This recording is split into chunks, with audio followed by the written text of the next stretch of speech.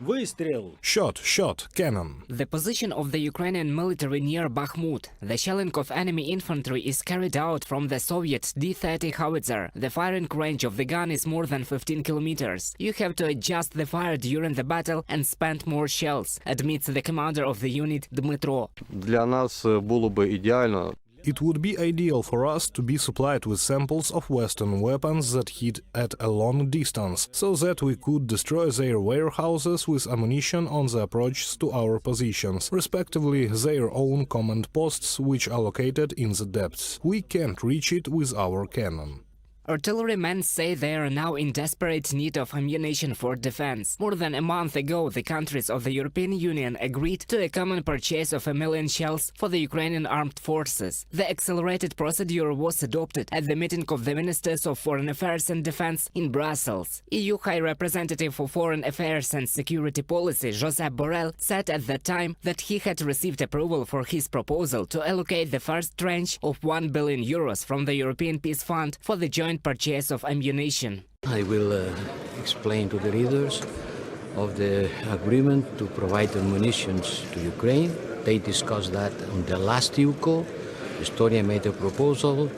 I was tasked to implement this proposal, and at this UCO I will have the chance and the honor to present to the leaders our proposal to provide ammunition to Ukraine. You know, 1 million shots in 12 months, 2 billion euros. April 20th, Minister of Foreign Affairs of Ukraine Dmytro Kuleba criticized the EU on his Twitter and wrote that the members of the bloc did not come to a joint decision on how to implement the announced plan for the supply of shells to Ukraine. The inability of the EU to implement its own decision on the joint procurement of ammunition for Ukraine is frustrating. This is a test of whether the EU has strategic autonomy in making new crucial security decisions. For Ukraine, the cost of inaction is measured in human lives. Dmytro Kuleba, Minister of Foreign Affairs of Ukraine, on Twitter. Politico found out that negotiations are deadlocked over how to spend the 1 billion euros allocated for joint contracts. The main point of contention in the ammunition purchase talks revolves around how much to restrict the money to EU manufacturers and whether to include companies in places like the US and UK. France has been leading the charge to keep the money within the bloc, while others, including Poland, fear that Europe's defense industry may not be up to the task of delivering 1 million shells to Ukraine in the promised time frame of 12 months, from an article of Politico. Petro Oleshchuk, an expert on international politics, believes that when Ukraine counts every shell, then European allies need to forget about bureaucracy and start acting. По сути, Украина ведь ничего не просит. In fact, Ukraine does not ask for anything more than what was promised to Ukraine earlier. That is, the European Union has taken on the corresponding obligations, and now the question is whether they will do it anyway. But Ukraine needs them now and never late, when the European Union resolves all bureaucratic issues. April 21st, Ukrainian Foreign Minister Dmytro Kuleba had a telephone conversation with Josep Borrell, and they discussed the urgent purchase of shells for Ukraine. I called on Vice President to help finalize discussions on the second joint procurement tranche of 1 billion euros as soon as possible to ensure security in Europe. Dmytro Kuleba, Minister of Foreign Affairs of Ukraine, on Twitter. In turn, Borrell stressed on Twitter that the EU is fulfilling its obligations to provide Ukraine with ammunition. According to him, since February 9th, more than 66% of the first promised billion euros has been delivered to Ukraine. With new amendments to the Criminal Code of Russia, treason will now face life imprisonment. Even earlier in the summer of 2022, according to Medusa, the State Duma voted in 1 minute and 20 seconds to expand the concepts of treason and espionage. Now this definition in the Criminal Code of Russia sounds like this. High treason that is committed by a citizen of the Russian Federation. Espionage Insurance to a foreign state, international or foreign organization or their representatives of information constituting a state secret and trusted to a person or become known to him through service, work, study or in other cases provided for by the legislation of the Russian Federation. Move to the side of the enemy, provision of financial, logistical, consulting or other assistance to a foreign state, international or foreign organization or their representatives in activities directed against the security of the Russian Federation. From Article 275 of the Criminal Code of the Russian Federation.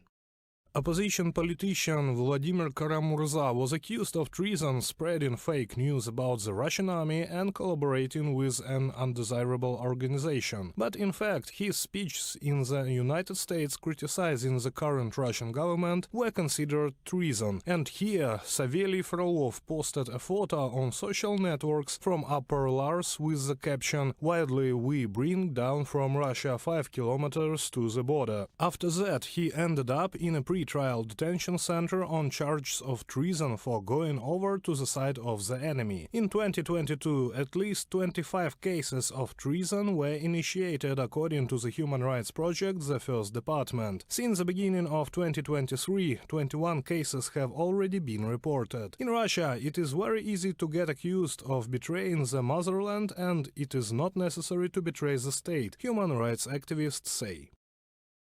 The article on treason today has nothing to do with the security or criminal law protection of the state. This is an article that is used to create an atmosphere of fear and xenophobia. And if you have chosen a strategy of intimidation, you must play for an increase. In addition, this increase in terms raises the stakes in the practice of intimidating suspects. They will be offered to conclude a pre-trial agreement, inform on someone, and in exchange they will be promised that the prosecution will refuse a life sentence. Ivan Pavlov, founder of the Human Rights Project, the First Department, on Telegram. The concept of treason in Russia was blurred, and this article was made another method of combating dissident among the population. The Kremlin drew inspiration from the times of the Soviet Union, namely from Stalin.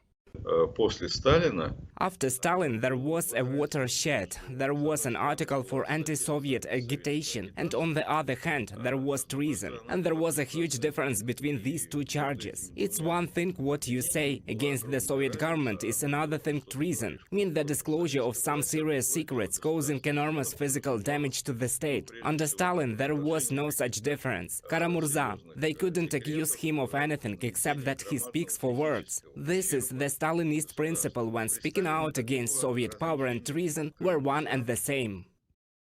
The Kremlin has ceased to distinguish between high treason and speeches against its power, and for that and for another in Russia you can now get a life sentence. с этого момента From now on, we can assume that any speech against the authorities, against Putin, against an official is treason. Very well on this occasion. The Russian singer said a little indecently, "The motherland is not the president's ass. Now everything is wrong. The motherland is precisely the president's ass." That is what happened. These two concepts are merged.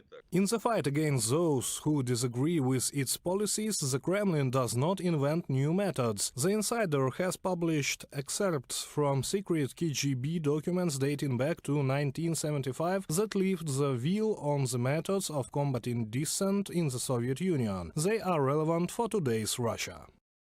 A number of dangerous nationalist, revisionist and other anti-Soviet groupings have been decomposed at the stage of emergence. The incrimination of the authorities who inspired anti-social manifestations made it possible to prevent undesirable consequences in a number of regions of the country. Measures such as the deprivation of some persons of Soviet citizenship and their expulsion abroad also justified themselves. From secret documents of the KGB in the book Object of Observation, Sakharov against the KGB. In one of its reports, the American Institute for the Study of War wrote that Putin will continue to intensify the campaign aimed at combating anti-war sentiment in the country. Experts fear that the next step could be lifting the moratorium on the death penalty in Russia.